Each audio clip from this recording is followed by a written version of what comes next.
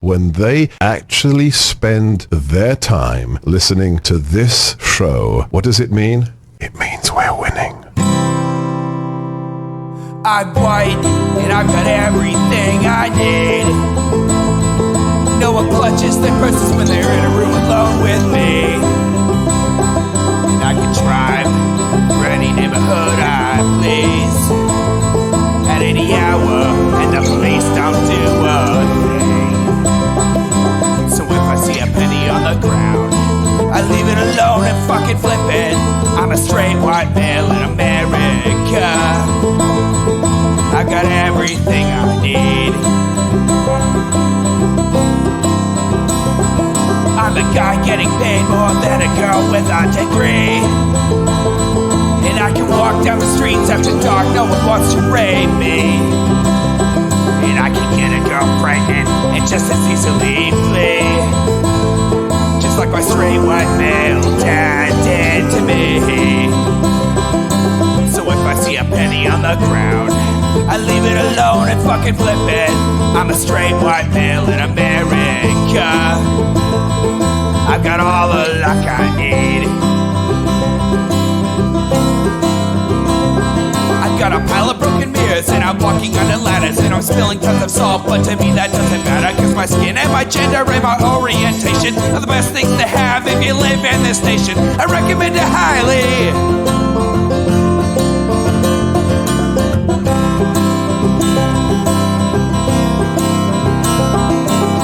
If I see a penny on the ground, I leave it alone and fucking flip it. I'm a straight white male in America. I've got all the luck I need. Shit's gonna work out for me, cause I'm a straight white male in America. I've got all the luck I need. Hey everybody, welcome to the Intellectual Dollar Tree, the show that we did not know whether or not was going to happen this evening. I'm producer Dave. You can find me on Grindr. I'm HK Perrin. You can find me on Mastodon at hperrin at port87.social. Mastodon handles are weird. They have two @ symbols. I think you can get away with. Also, we made a new thing for the store. I made it with an AI image generator. I'm gonna spam it in the chat a little bit here. Yeah, and we'll show it off a little bit during the post game here, everybody. And we'll be having more AI generated shirts. But this is not a show about AI. This is unfortunately going to be a show about Dave Rubin and Peter Thiel. Jesus, this is gonna be good. I mean, good in that. And by good, I mean really bad. Good in that way that only we and our beloved audience enjoys. Or oh shit, where'd all the viewers go? No, I'm just kidding. Those parts where there was still progress and where things were still getting better also were somehow distracting us from the lack of progress everywhere else, the ways in which we're not a progressive society. We use the word progressive, gets used all the time, but it doesn't stand for actual progress. Oh, this is the best part of the interview.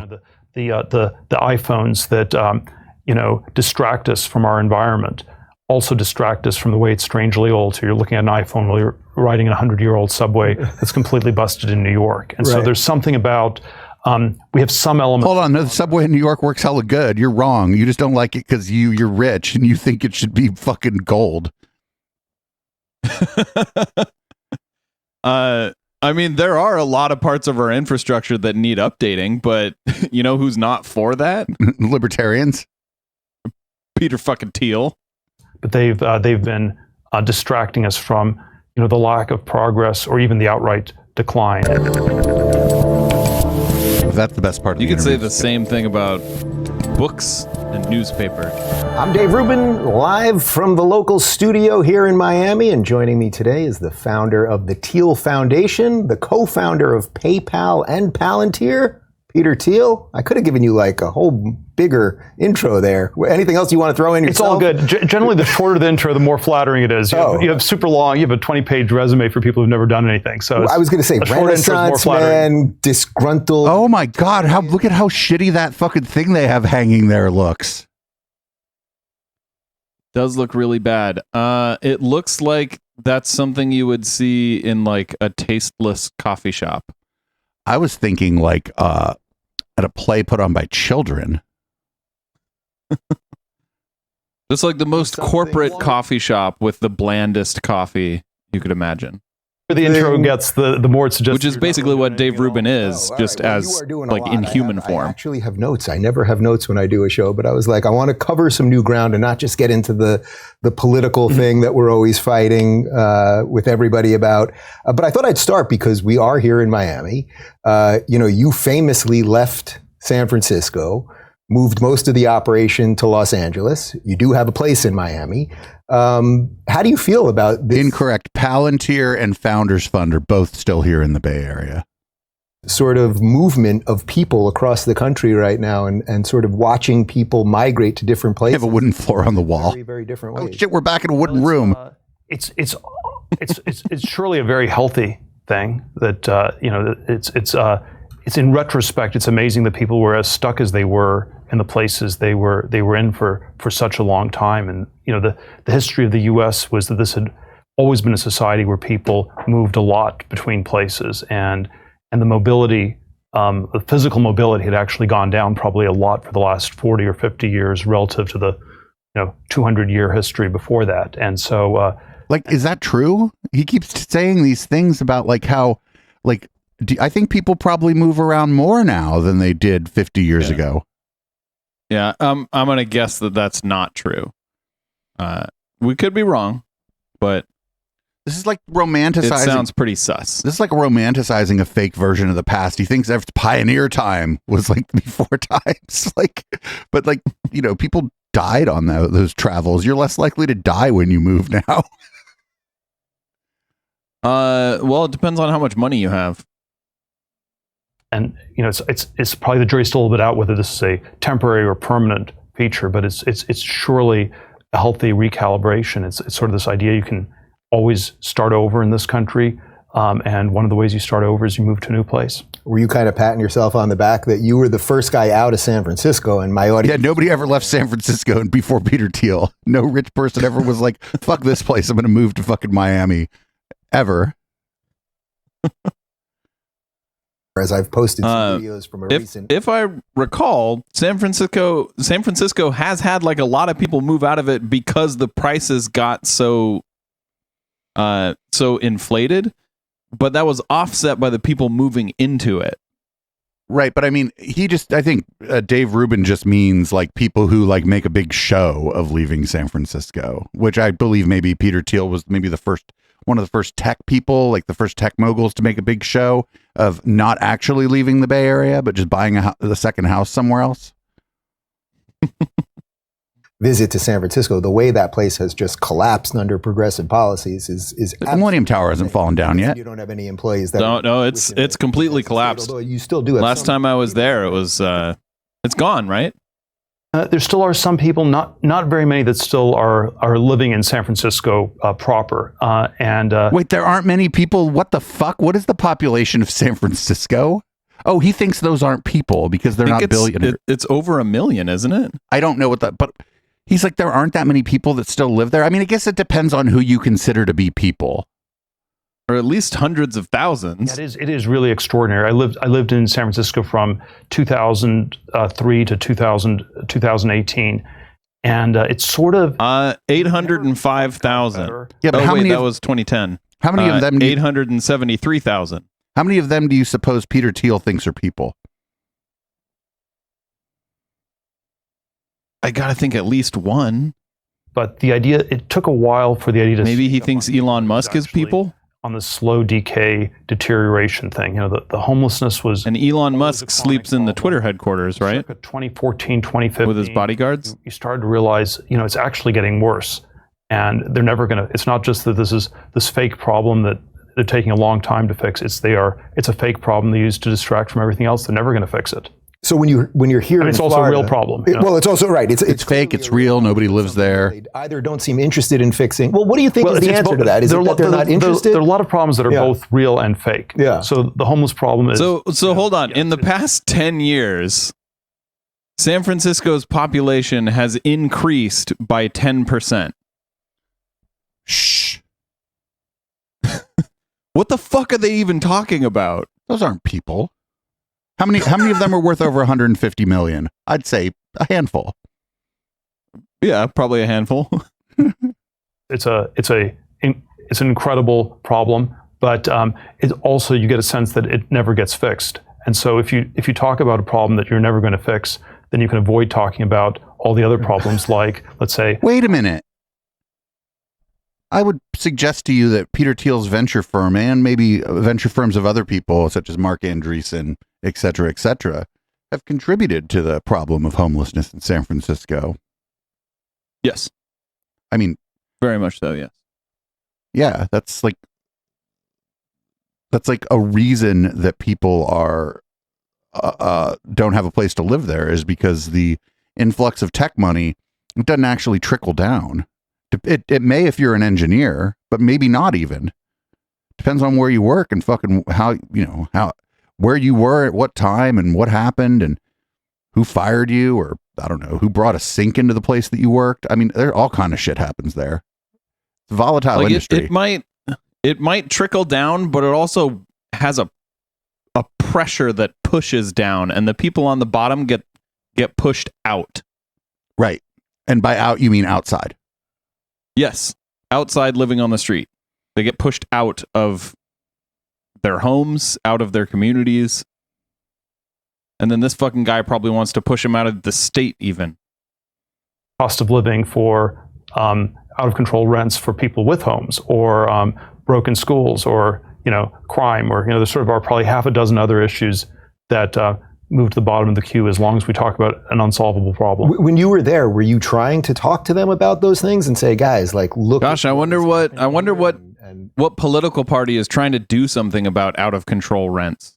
Is it the Republicans? To be fair, the Libertarians want your rent to be low, but they also don't want there to be building codes so that your house might fall down. Yeah, state true. Of the decay. Rent's real low because it's made out of cardboard. Like exit is much more powerful than voice. Yeah, it is. It was. I'm not sure it's super corrupt, but San Francisco is super ideological in this very left-wing, very unreformable way, and it would be. It's. I always have a schizophrenic view about getting involved in politics, where it's like super important and super toxic. But getting involved in San Francisco city politics, that would be absolutely an insane thing to do relative to just moving. You're not enough of a masochist for that. It's you just wouldn't get elected. Nobody would listen to you. I think what he means is, if I tried to run for any sort of office in San Francisco, I would be handily embarrassed, so I should just move. Heroism's good, martyrdom not so good, and the relative sanity of getting involved in local politics or just moving out of San Francisco. You should always move. So to that point, one more thing on this. So now you're here in Florida. You have a place here for the winter. Few winters, so you're splitting time, and obviously you also have your place in LA. But do you feel? But he would. LA is not that different than San Francisco. What is he fucking with the fucking libertarian paradise of Los Angeles? What the fuck is he talking about?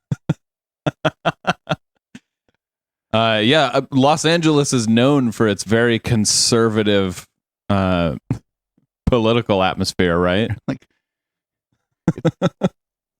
he didn't even move to Austin. It's like one of the biggest major metropolitan areas in the country. It's like super blue. Yeah. A real tangible difference when you're here. I mean, I left a year ago, and it's like I have not looked back, and I'm loving it here, and I see like literally every one of your episodes you talk about having left California, Dave. You are looking back. Did you know, Dave, that if you took all four of those states that are up at the top of the United States, it's Wyoming, North Dakota, South Dakota, and Montana, I think. If you took all of them, all of the people in those states, added up their entire populations, it would be 1/8 of the population of LA County. Yeah, I know. It's the way they're talking about this is fucking just detached from reality. Like, you know, a lot of these people, they're like, oh, I'm going to move to Texas, but then they move to Austin, which is just like Portland, right? It's basically Texas, Portland. But this guy moved to LA, and it's like, dude, you're not, it's just San Francisco without the hills. So incredibly powerful and flourishing here. Do you feel that when you're here? Well, it has, you know, there is sort of just an extraordinary difference if you're in a place where you just feel it's growing versus not. Yeah. And LA County's also growing, I'm sure. Florida, Texas. Again, San Francisco's population has increased by 10% in the last 10 years. And I imagine So LA, I don't know what these two are smoking. probably that's the problem, is they both need to take some bong hits and chill the fuck out. But I would imagine that LA County has had similar growth, right? Because it's similar Probably. to San Francisco. Every storefront is full. There are no empty stores. You know, everything. It's not. I'm not sure it's quite booming, but it feels, you know, it feels healthy and growing.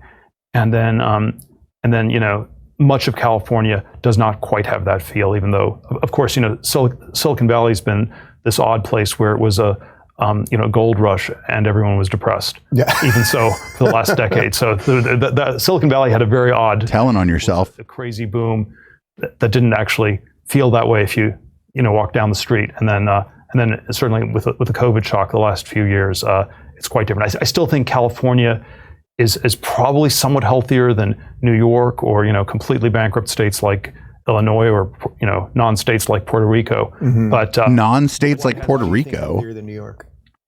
I think I think there are ways He's not that wrong that it's not a state, but it really should be.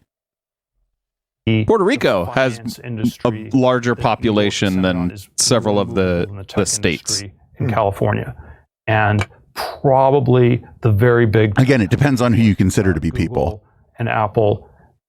It's hard to picture them actually moving out of California, whereas you can picture the big banks gradually moving out of New York, and there's they're not something going about to. finance that's been a little bit more movable. You know what the big banks are going to move out of New York? You know what the investment firms are going to do, HK? They're just going to leave Wall Street. Yeah, they're just going to move to Montana.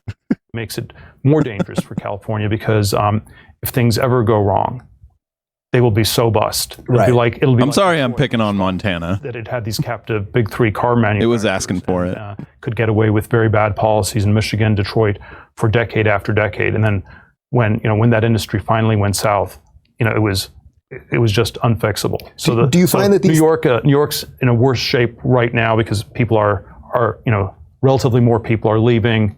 It's easier for the businesses to leave, and then maybe California, if it's not careful, you know, it will at some point really go off the cliff. Right. Do you find that these things sort of happen slowly and then very quickly? So something like California, it's like, you know, Cali's lost almost 1 million people in these last 3 years, and a lot of them are high earners. I mean, these are people who are paying into the system that's ever. You don't know that. At some point, somebody has to look at numbers, right, and be like, none of this works. Or I guess, And out of 40 something million, like the population going down by 1 million in 3 years ain't shit. It might go back up by 1 million this year, right? not, right? It just continues somehow, I suppose. Yeah, I actually don't know how many of them were the highest earners in California the last few years. I think New York was a little bit more that effect than California. But yes, these things, you know. Yes, all the rich people are just leaving Palo Alto, HK.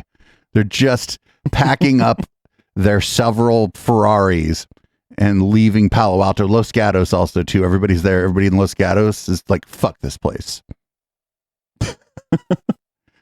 On people on the hills with them fucking 14-bedroom houses, they're like, I'm out. It's when you go outside and you don't see all the stores. As soon as you see an empty storefront, you got to get out of there immediately. We have these odd dynamics where things go on for a very long time. They're not ultimately sustainable, but there's some way I often think that much of the 2000s and 2010s were this weird continuation of the 1990s. The decades, there were things that happened. You had 9/11, you had the global financial crisis, Trump election, Brexit. There were some events that happened in those 20 years, but it was surprisingly little. December 2019, I was reflecting on the 2010s, and I realized there have been no retrospectives on this decade. What actually happened in the 2010s? What do you mean? Did nobody do a retrospective of the decade? What is he talking about? I believe there have been several. So what's going on here is everybody's media diet becomes more diffuse. If ABC does a big "this was the decade," fucking most people aren't going to watch it, right? Because the media, everybody has more places to get media from. So the share of like people watching TV or whatever, the share of people consuming media at all, just a lower percentage of those people are going to be consuming anything by any of the big networks. That's just what's happening. That was especially accelerated in the 2010s because that was when the streaming really got big. So people were like watching Netflix and shit. Yeah, but also like we're like 3 years out from the decade. So like any retrospective of the decade is going to end with stuff from like 3 years ago. Yeah. But I just think what's important here is that when we don't have these big cultural television moments anymore. We just don't have them because of how we don't do it. That's not how we consume media anymore. So it doesn't really matter. You know what I'm saying? Arguably, we never really did. I mean, people remember these like big television moments as if like everyone was watching that, but not everyone had a TV, so not everyone was watching it. And not everyone paid attention to every single network. Yeah. Like I said, I just think there's more options. And so the odds of a big event being put on by ABC are just, it's like almost impossible now. I think you're right about that. But like any sort of big event is only going to be viewed by like a couple % of the population. I wish we had a couple % of the population watching this channel right now. My God. Thrones, and people fell into their iPhones, and right. But then it was somehow just this thing that was sort of a stretched, exhausted version of the 2000s, which themselves were a stretched, exhausted version of the 90s, and then I want to say that in some sense, March 2020 when COVID hits, we finally, a lot of these things finally. Oh, wait a minute. Also, when maybe some of those retrospectives of the 90s would have come out, instead people were covering a pandemic. Or of the 90s, of the 2010s would have come out. People were covering a pandemic. Yeah. Accelerating, and we're finally in the 21st century. So that's actually a great segue to there was a pretty big cultural event going on in the year 2020. I'll give you that. Right. It may have flooded the channel such that these sort of fawning retrospectives of the decade past either didn't happen, or if they did happen, people were like, "What? What? Why are you trying to show me that? Can you tell me where to get toilet paper, please?" Once off camera, you said to me, "I wouldn't be a libertarian if any of it worked." And I just thought that line pretty much captures so much of what's happening, even right this moment. You referenced the last 3 years of COVID, where it seems like nothing really works anymore. Our government kind of doesn't work. Our educational institutions don't seem to work. The medical field doesn't seem to work. Is it sort of obvious that they were all not going to work at the exact same time? Or how did this happen? I mean, I probably could have predicted that if there was like a major medical event or a pandemic, that things would have gone haywire. But it's not the reason they think, and the reason I probably would have predicted would have been like the rise of online conspiracism, and the ways in which that's really easy to monetize. Dave Rubin. Yep. Like if you have these big channels of all these supposedly influential people sowing doubt about things that they don't know anything about themselves, then maybe the impression for people who watch that kind of content is going to be that everything failed because there's money in selling that message to people. Yeah. I was going to say there are profit incentives to spread conspiracies and to spread content that makes you feel sad or angry, just any sort of like very strong emotion. Like now on social media, like because of, you know, them trying to drive engagement, there are these profit incentives to make content like that. And like the content that's going to make you the most upset will be the content that spreads the farthest. Well, I'm tempted to say the rot has been building up for a long time. And you know, if you define technology as doing more with you're the rot though, dude. so like I agree, but you're the rot. These institutions, educational and even healthcare, are kind of the opposite, where you get the same for more or you get less for more. So it's the anti-tech definition. The billionaire class is the problem. Well, and what he just said there was that, like, if you define technology as you get more like value for like less, and I think he means either less money or less resources, like that's kind of intangible and kind of hard to measure, because especially if you just try to do it intuitively without a bunch of data, because inflation happens. And so you think, you know, in my day, a candy bar was a nickel. Well, how much was a nickel worth in your day? Like compared to like what a nickel's worth now, you know? It was worth one candy bar. Probably, in some sense, the quality of the education is way lower than it was 50 or 60 years ago. The costs are way higher. Mm-hmm. And so you're getting less for more. Mm-hmm. And then there are, you know, yeah, but like how many dollars am I getting for my candy bar now? People are getting a little bit Used to be I had a candy bar, I could only get a nickel. Double the cost. So it's again, you know, a lot of it's sort of like a 80% socialist healthcare system that we have, not 100%, but 80%. Wait, no, it's not an 80% socialist healthcare system. What the fuck is he talking about?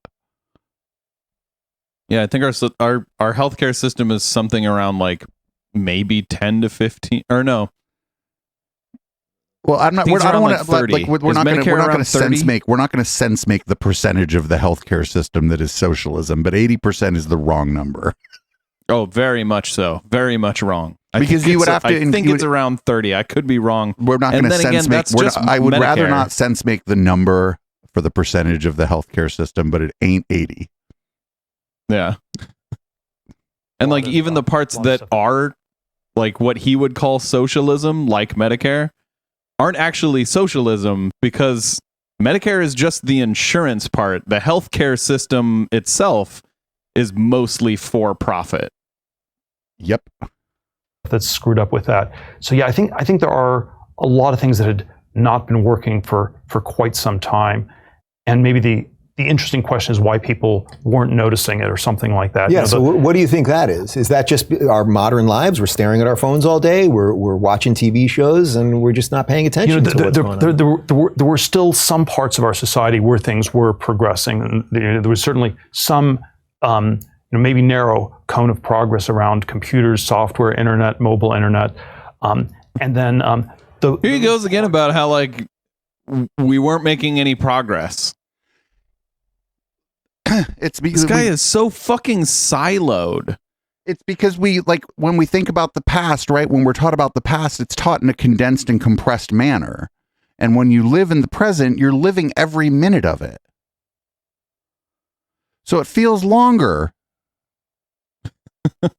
Yeah. Because you got to wait. But like, let's think about like the most ridiculous, like, roofing. All right? Roofing. You think roofing's got to be the same as it was 20 years ago, right? Mm-mm. No, it is very much not. We have new roofing materials. We have new roofing like systems. We have solar panels on your freaking roof now. I mean, we had those 20 years ago, but those were mostly just to heat your pool if you were rich. But yeah, but now you look out and like tons of people have solar panels and that are actually powering their house. And not for nothing, you know, a lot of house fires used to start because of people's roofs, and now they're making roofing material that you could dump a fucking can of gas and light it on fire, and just the gas would burn. You know what I'm saying? The roof wouldn't even light on fire. Like, but that's the kind of stuff this guy doesn't see as progress, right? Because that's safety stuff for regular people, if he even thinks those are people. Well, yeah, he just doesn't see any progress outside of his like extremely limited view of the world. Like his view is just, it's limited to like things that personally affect him. You know, you even think about, do you remember like, you know, in like 2004 or 2005, you'd buy like a sports car, and it would have like a V8 engine and 220 horsepower or whatever. And now you could buy a sports car with an engine that's like half the size, not to even say anything of electric cars, engine that's half the fucking size and has 350 horsepower. And it's like, that's actual progress. Mm-hmm. And it gets good gas mileage and shit too. Like these are, but it's all like, this is all stuff that happened incrementally that he doesn't fucking, I think he's mad that he hasn't innovated anything. I think that's what's going on here. He hasn't made any innovations himself, right? When was the last time Peter Thiel innovated something? I don't think he ever has. But I mean, he was one of the co-founders of PayPal, and PayPal was kind of a big deal. It like revolutionized online payments, right? I think PayPal was in the right place at the right time. I don't think he had anything to do with it. I'm not asking what you think. I'm talking about what he thinks. He does. You know what I'm saying? Yeah. That's what he thinks. Yeah, for sure. But like, yeah, these things don't personally affect him because he's like ridiculously like filthy fucking rich. So like, you know, the technology of what goes on your roof to you and me, that's really important. And we'll know when that technology gets better. But to him, he doesn't give a fuck. He just writes someone a check. We're not going to know right away, but we might find out about it and be like, oh, that's really cool. And he would be like, have you seen my mansion? My roof is made out of a substance you can't afford a pound of. But like the kind of technology that would affect him personally, being so filthy fucking rich in the past 10 years, sure, it probably hasn't gotten much better.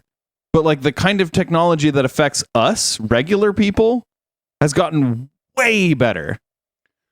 And not for nothing, he does not see that. Not for nothing, we did this before, like just networking. Just networking, mobile and wired, and the whole like just networking. Sure, your home internet hasn't changed, but that's because some other rich asshole like Peter Thiel owns Comcast or runs Comcast, right? But like you can get a card for your computer that's a couple $100 that does like 100 gigabit over fiber optic now. Sure, you're not going to wire your house with that because your other devices don't have it, but that's fucking massive.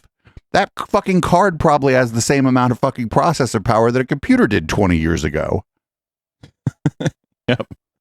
And he did, to his credit, he did say there was very limited innovation in the computer and software space, which is really like, I don't know how he thinks that's very limited. Like computers run the world now. Things were still getting better, also were somehow distracting us from the lack of progress everywhere else, the ways in which we're not a progressive society. We use the word progressive, gets used all the time, but it doesn't stand for actual progress. And you know, I always say, you know, the iPhones that. Well, you know what? There's also kinds of music called progressive house and progressive rock, and those aren't actually about technological progress either. So did you know that a word HK could have different meanings in different contexts? I did know that. I wonder if Peter Thiel has heard that. You know, distract us from our environment. Also distract us from the way it's strangely old. So you're looking at an iPhone while you're riding in a 100-year-old subway that's completely busted in New York. And so there's something about, we have some elements. Oh yeah, we don't usually do much with chat during the podcast, but somebody in the chat said, hey, you know, with like kind of cloud services, you could roll PayPal in a month now. Like maybe not at the scale you would need to be at now, but at the scale it was at then. Yeah, absolutely. If you had the money, you could roll it at the scale you need to be at now. Like think of like how little it would cost relative to back then to have the kind of compute power to process what PayPal did every day back then. Yeah. It's like a data center or like a fairly expensive droplet on DigitalOcean, but not that expensive. Yeah, get 2 of them, and then you got redundancy. You're golden. Distracting us from the lack of progress or even the outright decline, and then there was some kind of crazy crystallizing event like COVID, where you have no science, no rationality. Motherfucker, they made a vaccine in a year. What the fuck is he talking? No science, no rationality during COVID. I mean, I will agree that in the White House, sure, there was no science and no rationality. I shouldn't say that. There was very minimal science and rationality in the White House during that time. But like like you said, they made a fucking vaccine in a year. What the fuck is this guy talking about? It's like he hasn't poked his little head out of the rock he's been hiding under in like 20 years. To be fair, there's only like 6 of that rock on the planet, and they're each worth like $3 billion. So like I would hang out with that rock too. You can't. It takes a long time to even get the vaccine approved. No, it didn't. All these things, don't work. Wait, wasn't there what people like him and the fucking people that were on Dave Rubin's show weren't? We could find examples on Dave Rubin's show where people were complaining that the vaccine was approved too quickly, right? Yes. In fact, that was one of the grand themes of the IDW, and one of the things we were talking about for a very long time on this show. Yep. Still work relatively better in the U.S. than many other countries, but there are still people that think really off. Any day now, people like you and me that got vaccinated, we're just going to drop dead. It was the first outside investor in Facebook, and sort of, at the beginning of the tech boom 20-something years ago. Were you thinking? Wait, the tech boom 20-something years ago, that wasn't Facebook, you fucking idiot. 20-something years ago was pets.com. Some of that then, or was anyone talking about the fact that we might all get? I think Facebook was negative 1 years old 20 years ago, and all of this stuff, that everything else will just kind of slide 20-something years ago, it was negative 1 plus something of some of that? years old. Well, I didn't. I think it's always a little bit unfair to put too much of the blame on Silicon Valley for this, where there was some innovation in Silicon Valley. There was a sense in which it probably was not quite enough. There was this manifesto that my venture capital fund put out back in 2011, where the tagline was, they promised us flying cars, and all we got was 140 characters, and it wasn't meant as an anti-Twitter argument per se. Like Twitter, is a good business. It's good for the several thousand people. So the thing about the flying cars is there's a problem, and it's fucking gravity and power. Getting a car an inch off of the ground under its own power is energy intensive. Yes. Very energy intensive. And if you see how badly people drive in 2 dimensions. Yeah. There is a reason that you need a pilot's license to fly. And pilot's licenses are not easy to get. Also, they have a whole air traffic control system, not like a little sign that says drive careful. Yeah. Like, I have a driver's license. It took me like 6 months to get it, and most of that time it was just like, yeah, go out, have fun, make sure your mom's with you. Right. And to get a pilot's license, you have to spend like hundreds of hours in the air. Work there, maybe there were slightly too many, but for at least for the several thousand that are left, it's a good business. Yeah. It's I would not want to live in a world where there were flying cars. Transformative in some way, but it wasn't enough to take our whole civilization to the next level. And this was so. I think Silicon Valley was doing some things, but it was not enough. And then there were arguments that it didn't have to all be in Silicon Valley. They weren't building flying cars in Silicon Valley. They weren't building flying cars anywhere else. Right. So since you mentioned Twitter, let's just do an Elon thing for a second. As you watch the guy buy this thing, obviously you guys did PayPal together and everything else. Do you think he realized what a freaking headache this thing was going to become, and how crazy the product under the hood actually was? There was probably. Dave Rubin is like he is an Elon stan. Like, if you're still defending Elon at this point, if you still think the guy is like at all smart, just wow. The Twitter acquisition, I think that. Or just broadly speaking, finding that so many of these things are sort of broken under the hood in a way. I think.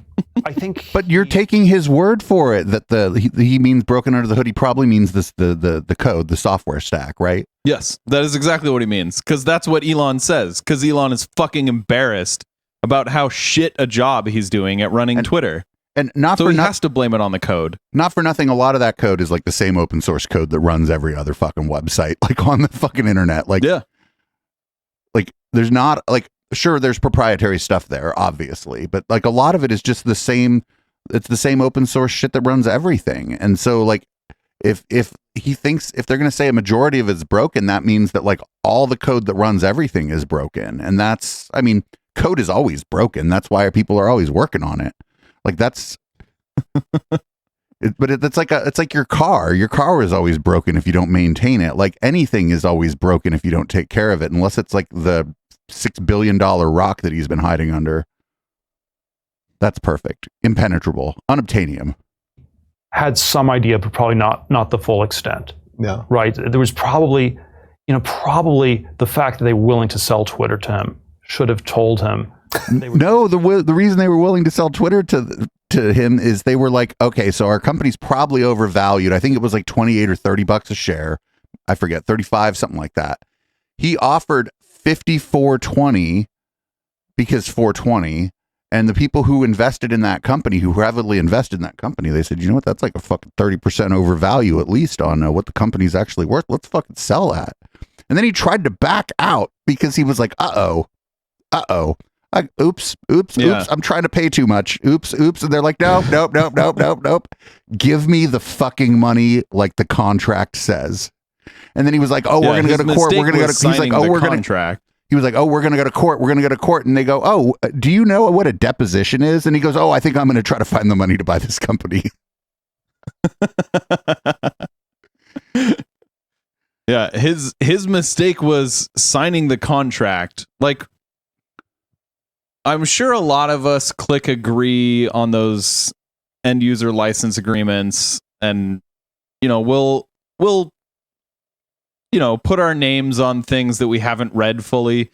But if you're buying something big, like say you're buying a car, you should be reading the contract. Or if you're buying a house, you should be reading the contract. If you're not reading the contract, you're going to get taken advantage of. And Elon didn't read the contract. Or if it's a house, you get like a real estate agent or whatever, and it's their job to parse the contract and make sure everything's kind of airtight for you, right? But with a car, the contracts are pretty boilerplate, and it's not, a car's like a commodity item, so it's not in the dealership's interest if you buy a brand new car to fuck people, right? So you can be fairly confident if you buy a car. Now the bank, on the other hand, but then that's why you go with a that's why you go with a reputable bank that makes a lot of car loans, because again, not in their interest to fuck a bunch of people over, actually.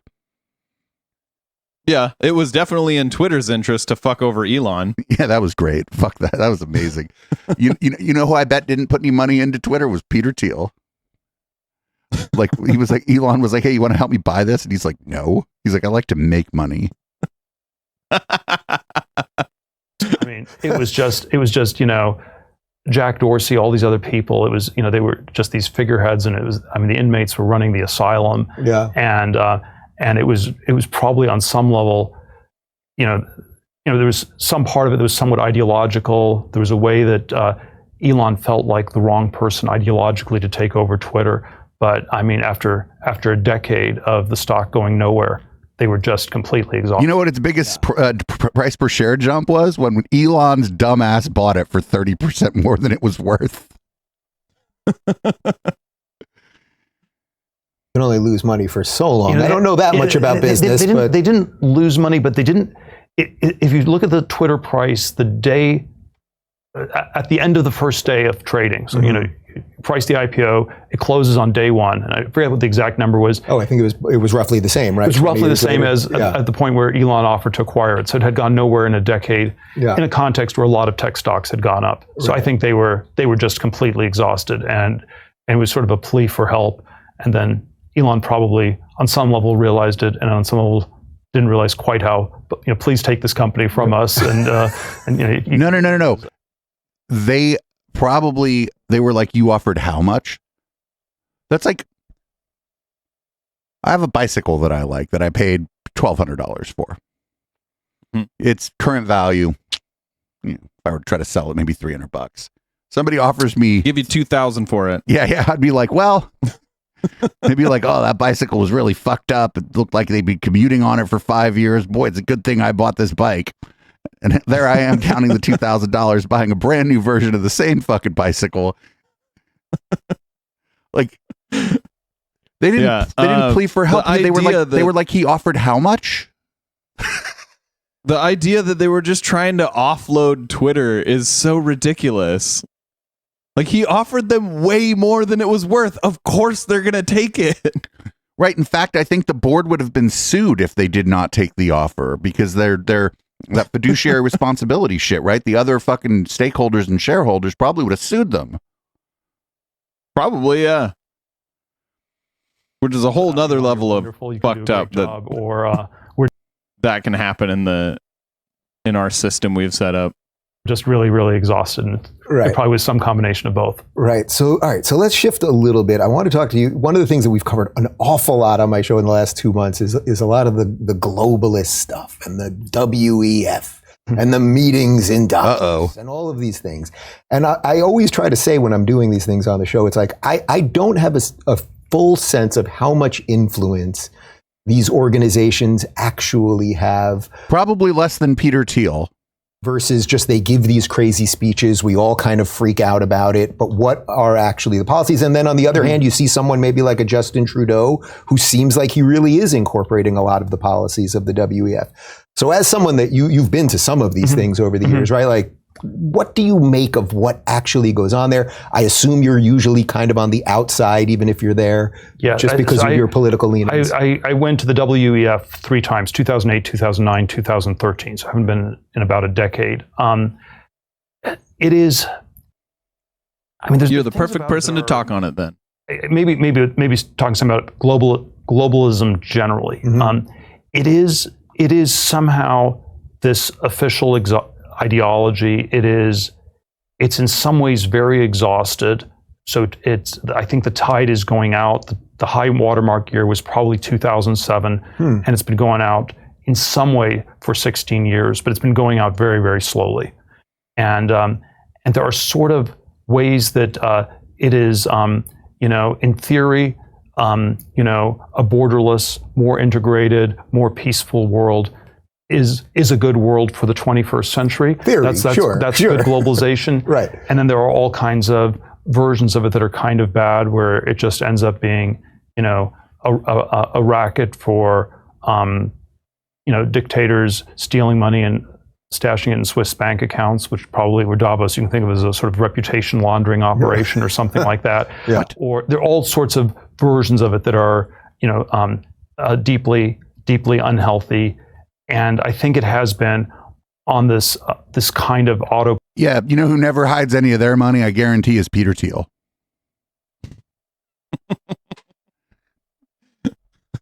Like, come on, dude.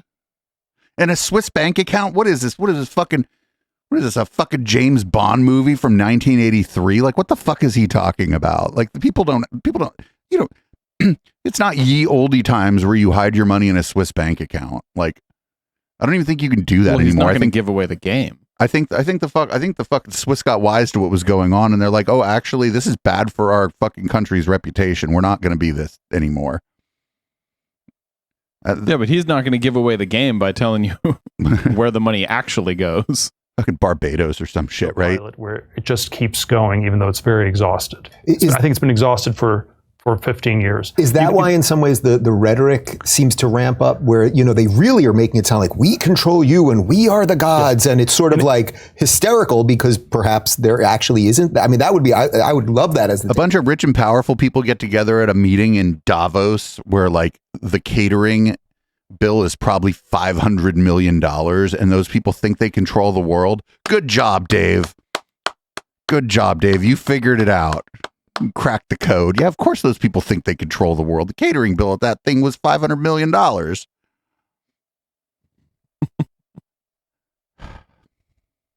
Yeah, there probably are all these different vectors of globalization. There's, trade is the movement of goods, movement of people is sort of immigration policy, movement of money is banking and finance, and then movement of ideas is the internet. And so there's sort of you can sort of analyze it in terms of these different sectors, and there were, in theory, all these ways these things should work. In theory, free trade is a positive sum exercise where both sides benefit. I think it was Adam Smith who said, why would anybody ever throw rocks in their own harbor? And then being able to move between countries and places is also something that you might expect to see in a dynamic, healthy world. So there are sort of all kinds of ways these things are, in theory, pretty good, and then in practice they went very haywire. The movement of money piece was in some ways the global financial crisis, where people were sending the money to all these different places all over the world where they had no local knowledge. And wait, no, that's the last major collapse. That wasn't that like my mom and my dad sent their money to fucking Brazil and didn't know what was going on with their money. I mean, my parents had already paid their house off during the last collapse or whatever, but it was no, people took, like, it was all like in America, it was all the American banks fucking over the American people. They would just look up something called a mortgage-backed security. Yeah, sure, you could buy those if you lived in other countries, but that it wasn't the people were just sending their money to other countries and not knowing what was happening with their money. That's cocaine dealer shit. Like the banks blew up, and so that you can think of 2008 as the financial part of globalization kind of blew up. And then one version would be, well, it's going to just stop, and we're going to stop sending the money, and it sort of got replaced by governments. So if you think about Europe, sort of a mini globalization in the form of the European Union, the EU, and basically in 2007, German savers were voluntarily buying Italian bonds, and sort of this international financial flows.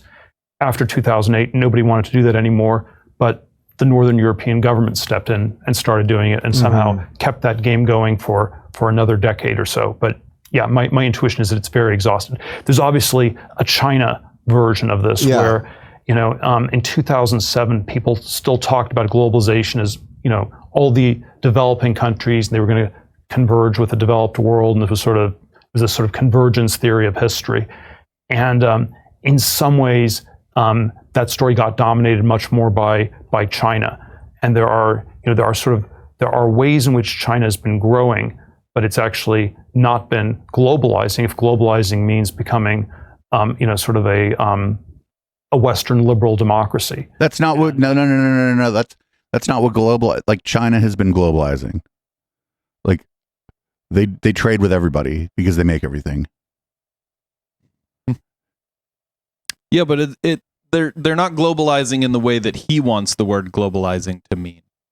And like not for nothing, I ain't got no love for the fucking Chinese government or whatever, but it's also like largely not my business. I mean, I care about, the civil liberties and the like lack of freedom that people have in China. I care about some of that stuff, but I mean, I can't care that much, right? Because I can't do anything about it. Can't shoot them. And so China is actually, this place that hasn't been following that script terribly well. And if the biggest country in the world doesn't fit the picture of globalization, at some point should tell you, the theory is wrong. Right. The Fukuyama end of history theory was a version of globalization. And I always say that, in 2000, the end of history itself was obviously over. But that was a theory about the end of the Cold War.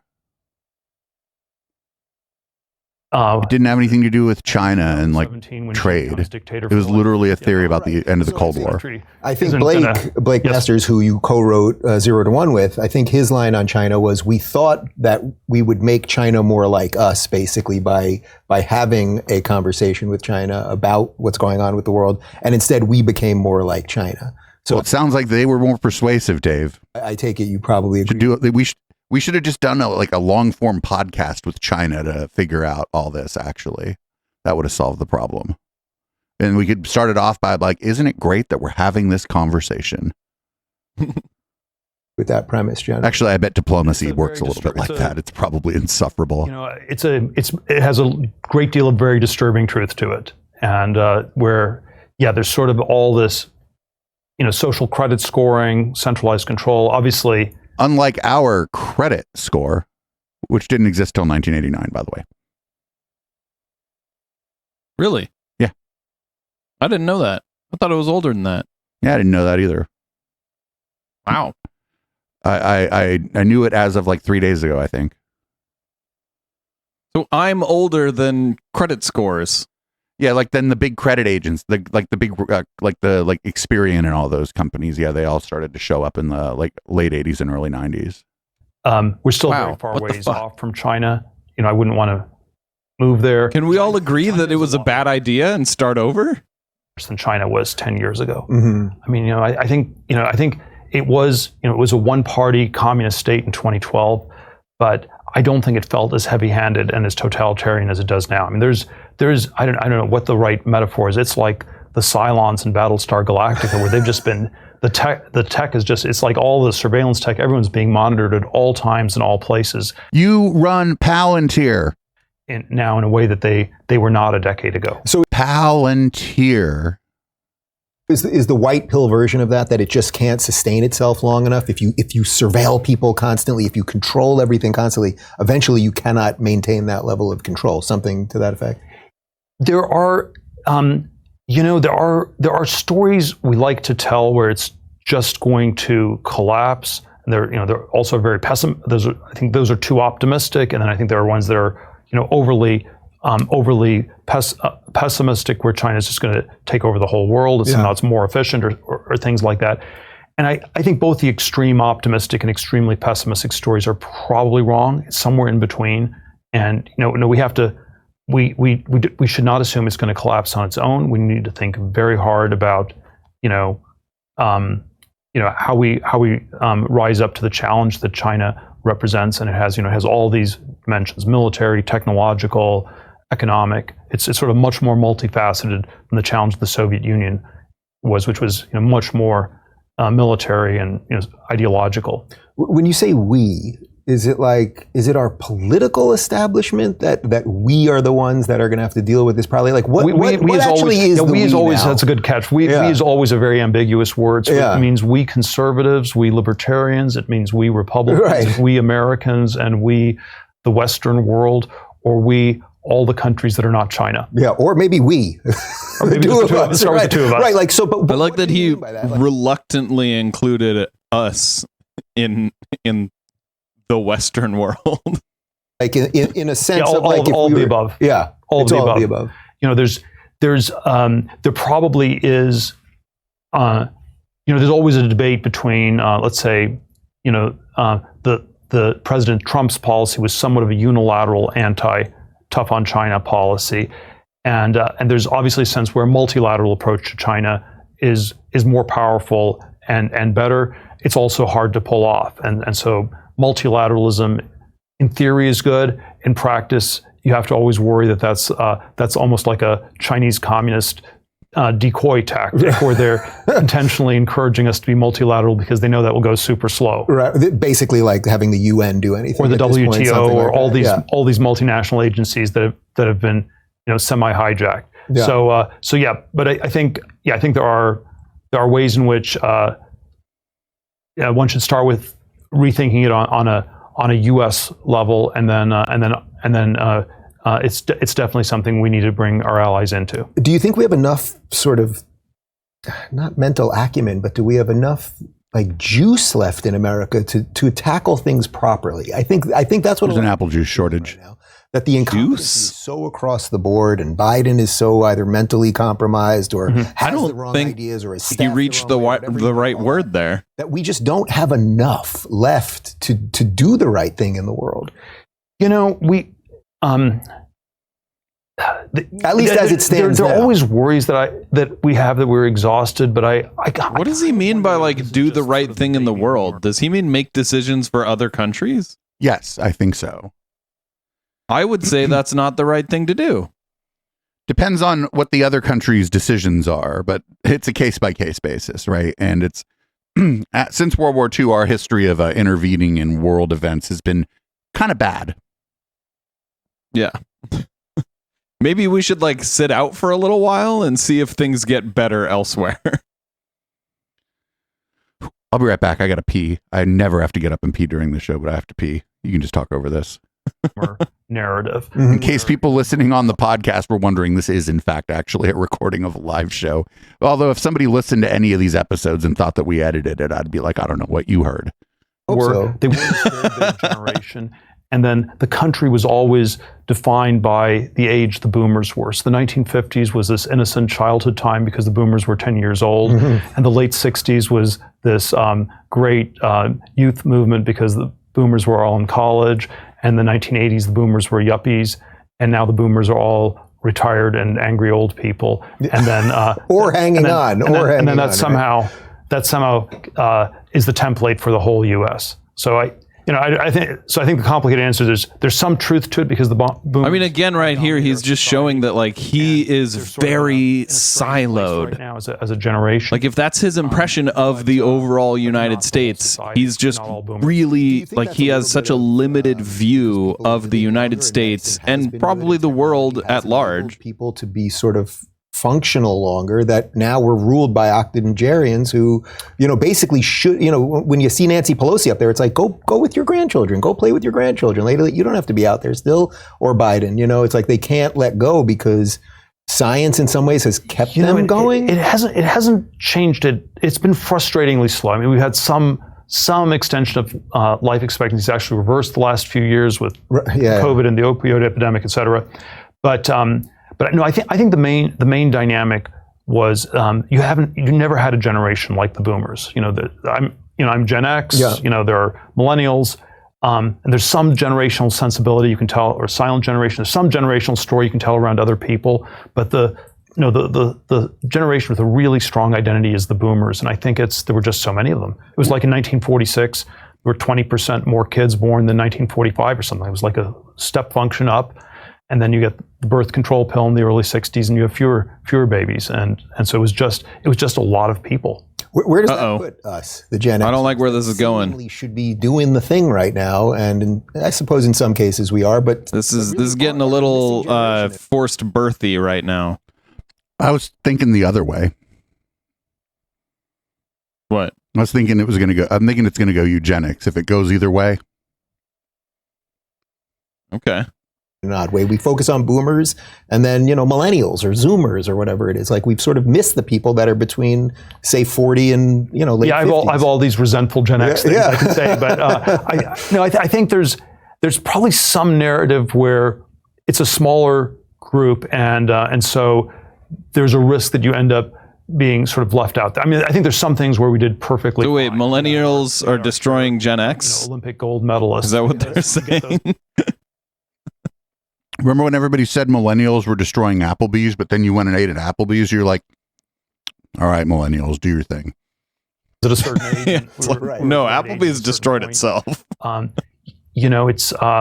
We had 28 years of boomer presidents, and I sometimes wonder whether we're ever going to have a Gen X president. It's not enough, and maybe you just skip to the Barack Obama was just a few years too old to be Gen X. Boomers are going to live forever, and they're always going to be presidents. Also, Ron DeSantis is, I think, Generation X, and he has a pretty good chance of being the next president. Yeah.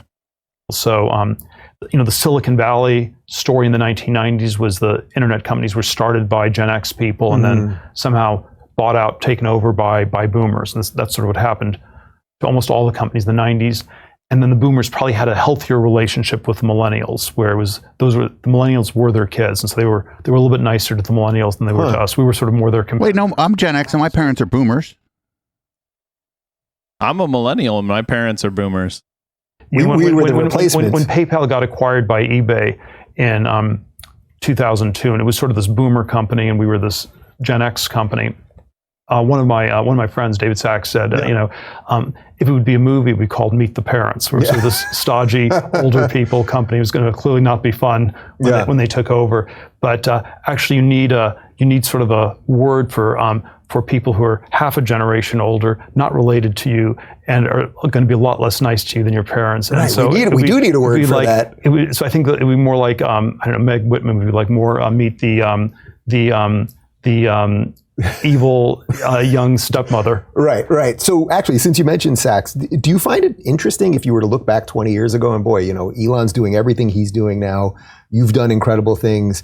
Sachs is becoming an outspoken political voice, really anti. Man. I like how Dave said, Elon's doing everything he's doing now. You've done incredible things. So this David Sachs, I didn't miss that contrast there. You probably don't know who David Sachs is, but like David Sachs, like, you know how like the SVB, the news about it dropped on a Friday, right? Yeah. And so this David Sachs guy spent the entire weekend on Twitter absolutely freaking out about the SVB collapse. Just freaking out. It was amazing. No notes. And so if by political voice he means absolutely freaking out about SVB, then yes. War, he's one of the people leading that thing. That this crew of the PayPal mafia, so to speak, you guys are all still in the mix in a odd way. Is there something special about what was going on there 20 years ago? Or it's more than 20 years at this point. It's always hard to tell the story. It was I don't think we've really appreciated the time, but yeah, it was a phenomenal group of people. There's always a sense where PayPal didn't really succeed in that big a way. It was a successful exit in 2002. It was $1.5 billion acquisition by eBay, but it didn't. We couldn't figure out how to run the business on our own. It made sense to combine it with eBay for all sorts of reasons. It was wait. We didn't know how to run the business on our own. That's what he said. That's okay. Very rational thing to do. And then, did you feel that at the time that maybe you wanted to hold on a little bit longer or something like that? We didn't. It was hard to see a path to an independent business where eBay had the store and we were running the cash registers, and the people running the store were trying to figure out how to get their own cash register machines to work. And figured it out one time we'd be sort of out of business. And then there were ways you could gradually diversify away from eBay, but it took like a decade in practice. So I think the combination made a lot of sense, but then it somehow short-circuited the business. Whereas, so many of the other tech companies just scaled and scaled and scaled, which was like the Google history or something like that. And that would have been, a far more successful version, but probably would have done less. If you'd gotten on board the Google rocket at the right time, you should have just never gotten off. Right. When you see the frustrations that people have with these things, the sort of lack of trust in these things, is the government working to silence you on Twitter, or how is Google manipulating the search results, or all of these things? Do you also see those as inevitable problems that were going to happen with these things? The reason I ask is I heard you give a talk at NatCon. You gave the keynote speech last year. And one of the things you said was that nobody represents the individual at these big conferences. And I sort of think that's the same problem that we have with tech. Nobody represents the individual anymore. We just have these giant corporations or these giant tech What companies. did Sears Roebuck back in the day go out fucking representing the individual? Like, what the fuck is he talking about? Was the Woolworths Corporation out there championing the rights of the fucking individual? Like, what? I don't know what he means.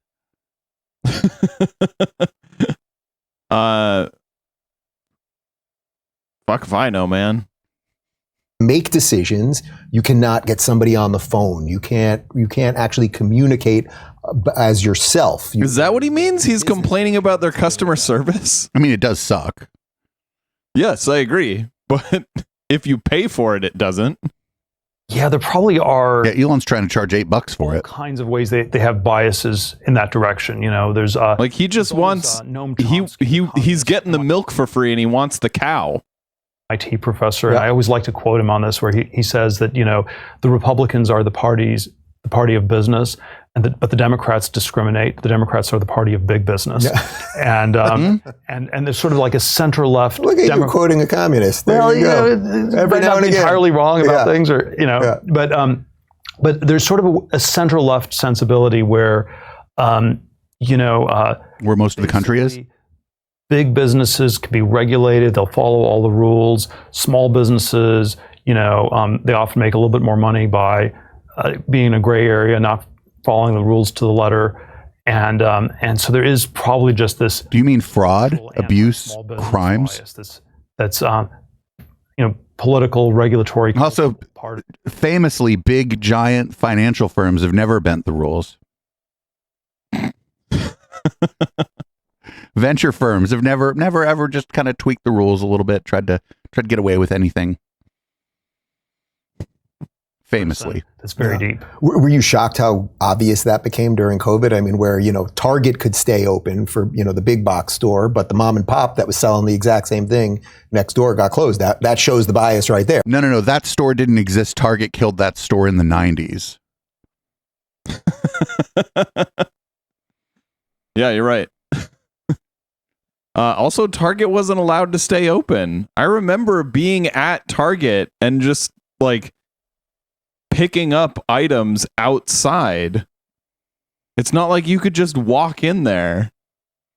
And to the extent that some stores do sell the same things as Target, like little boutiques that would sell, like if you want to buy clothes, but you don't want to buy from Target and you live in a city or whatever, you can find little boutiques and stuff. And they would do curbside just the same as Target would actually. Yeah. Yeah, right. The system just kind of eliminated a certain set of people. Yes, I think it was, it was a dramatic shift in terms of the power of big relative to small businesses. And it probably, I don't know, I think in some ways COVID surfaced all these realities that had been there for a long time. Yeah. And this is the institutional center left establishment in this country.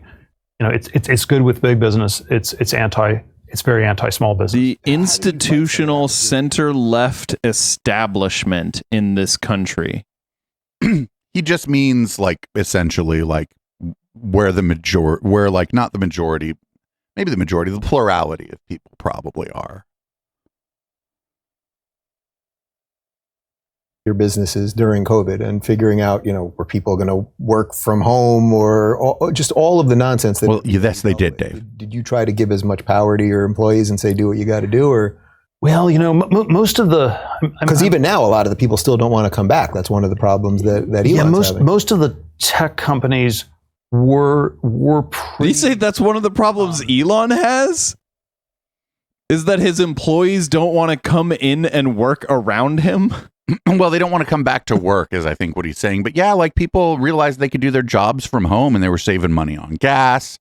They were able to maybe not pay for childcare anymore, right? Because they were like, well, if I'm working from home and I'm not in meetings 24/7 while I'm at work, I can, my kids are, old enough to mostly take care of themselves. I'm just not trying to leave them at home all day without any supervision.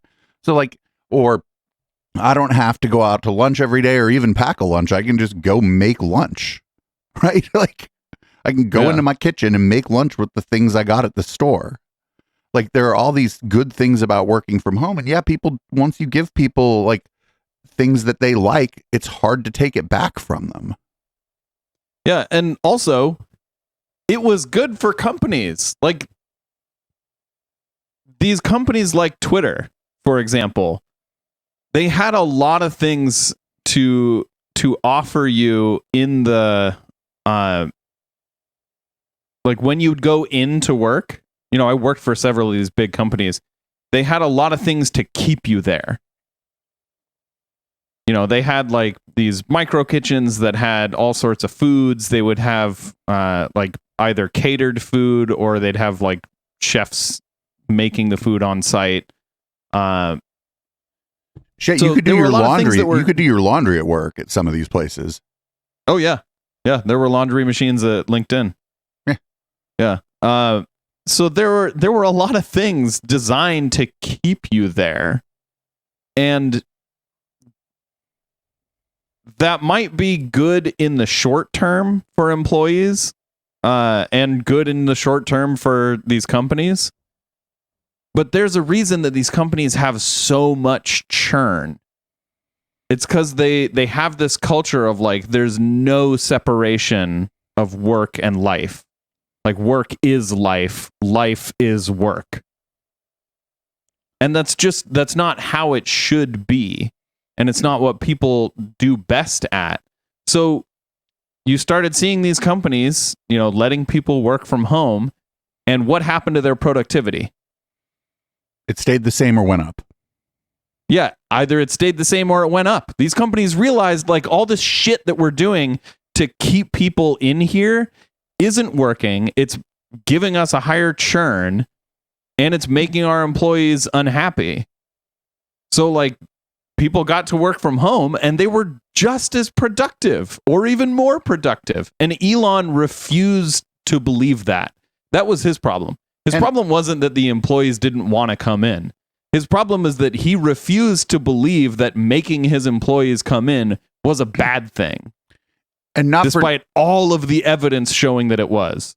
And not for nothing too. Like when you were on the lower rungs or whatever, you were watching people on the higher rungs living their best life. Basically, the people as you got up higher into the organization, you were able to have a better work-life balance. You were able to work from home when you wanted to, or if you were higher up the food chain. You were able to just go on vacation. You were able to do all kind of shit. There were all kind of CEOs that probably never even went to the office. Oh yeah, the average CEO probably does like maybe a few hours of work a week. Right. But they're Elon Musk doesn't do any. You can even tell because he's always tweeting. But they're the idea person. Sure. The problem with that is that the company already exists. Somebody already had the idea, so the idea is there. Well positioned to adapt to COVID, where if you're there were sort of ways you could do the remote work.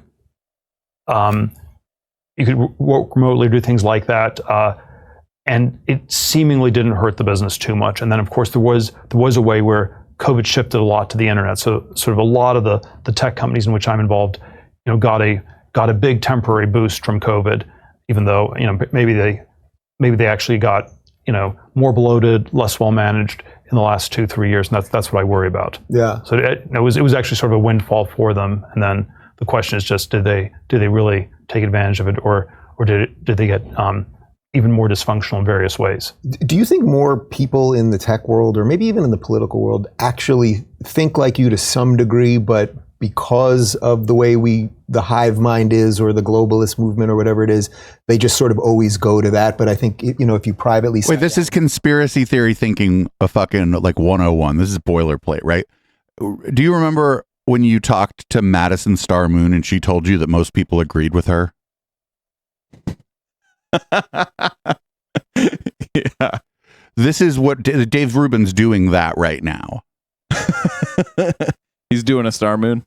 Yeah, he's saying that, I think more people agree with you. They're just afraid to say so. But that's what people who think the earth is flat say, or what people who believe in chemtrails say. Yeah. They're like, we're actually the majority. It's just people are afraid to speak out. Yep. These people about... But that's the whole, that's what conservatives believe, because conservatism is kind of a conspiracy. I don't believe that most people agree with me. Otherwise, if I believed most people agreed with me, I wouldn't have this particular show. That's for sure, right? I understand that most people don't agree with me. I am far to the left of most people. Right. Most people in the United States. I mean, issue by issue, I bet a lot of it I'm pretty mainstream.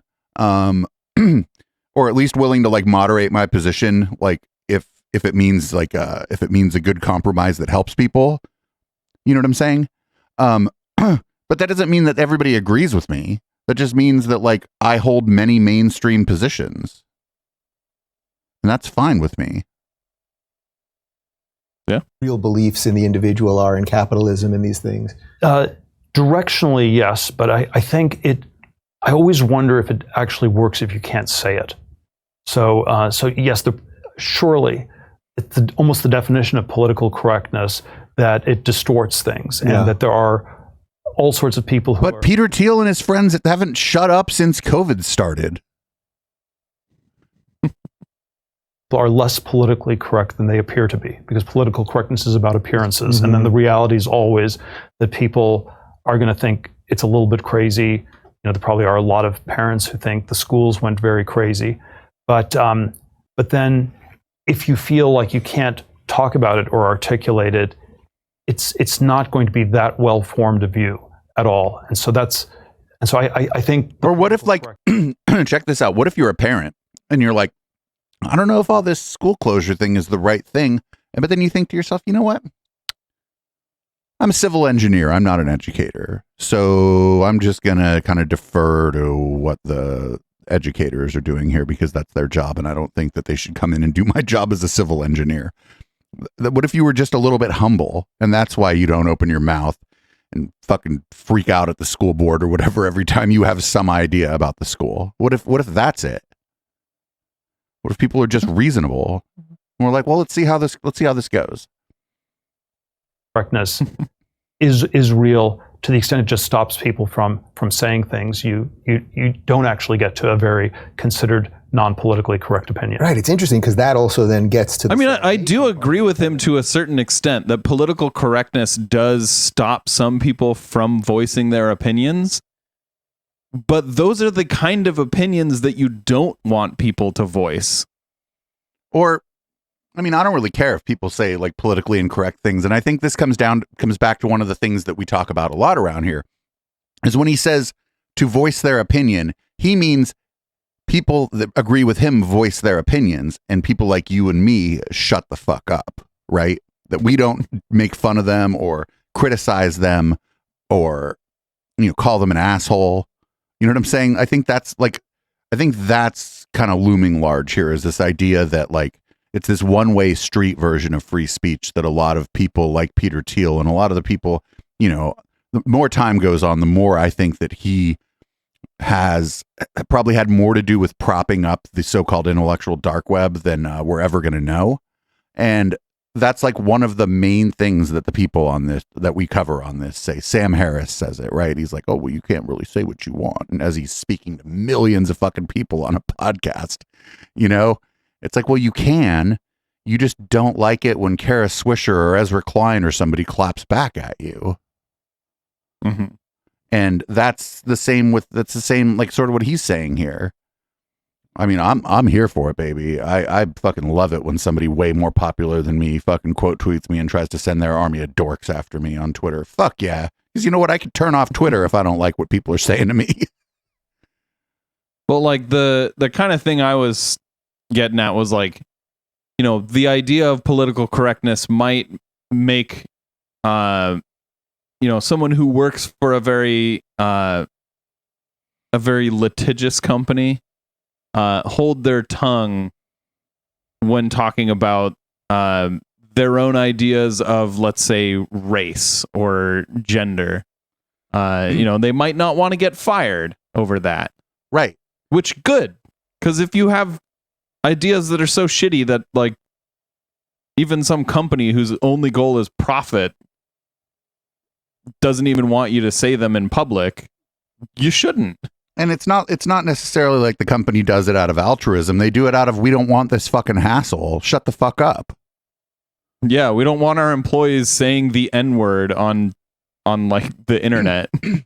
Or we don't want it's a bad look on us. Right. You're the vice president of marketing. Why are you out there talking about race and IQ on Twitter? Shut the fuck up. Yeah. Like, and I guess we're at about an hour and a half, so this is as good a place to stop this as any. We are going to watch the rest of this during the post game. This is a different conversation. Well, usually when we've watched Peter Thiel, it's been him giving a talk, and he's leaned really hard into this idea that technology hasn't really moved forward. They kind of touched on that, but they didn't spend a lot of time on that. This is more about like, why didn't everyone listen to me? Wah. I think that's what he's doing here. Yeah. He did, like you said, he did touch just very slightly on that idea. But I think Dave Rubin was pushing him towards specific points. And I really felt like Dave Rubin tried really hard to get Peter Thiel to agree with everything he was saying. And Peter Thiel was just like, yeah, okay, fine, I'll agree. Well, I mean, like this is like, even when you consider the amount of power that Peter Thiel has and the ways in which he has sort of influenced our society over the last 30 years, not really a lot of substance has been in this, has happened in this conversation, right? It's been a lot of like a little bit of aggrievement, like that people are like unfair to them, and at the end here it was like this delusional notion sort of that people like agree with what they're saying and are just afraid to say so. But the problem with that is if you hold the majority view, or if you hold a view that's fairly popular, or the plurality view on most ideas, or most like policy ideas, or just most sort of societal concepts, the clapback isn't really going to be that strong. Yeah. And I'm surprised we didn't hear the tried and true, I've heard from hundreds of people that they agree with me, they just can't say it. To Thiel's credit, he doesn't tend to, I don't see him doing that. I bet Rubin does, though. Oh, yeah. I mean, if he can even conceptualize the idea of hundreds. Anyway, I guess that's the pod. HK, would you like to read us out? Yeah. Like we have a script. Thank you for like joining you're us. reading something. We do this show. What's that? Like you're actually reading something. Yeah, I'll pretend to read it. Thank you for joining us. We do this show every Wednesday at 7 p.m. That's Pacific time on twitch.tv/Echoplex Media. If you would like to help us out, you can donate to us at patreon.com/Echoplex. Stick around if you're listening live for the red light after the outro. This is Boomers by Periscope.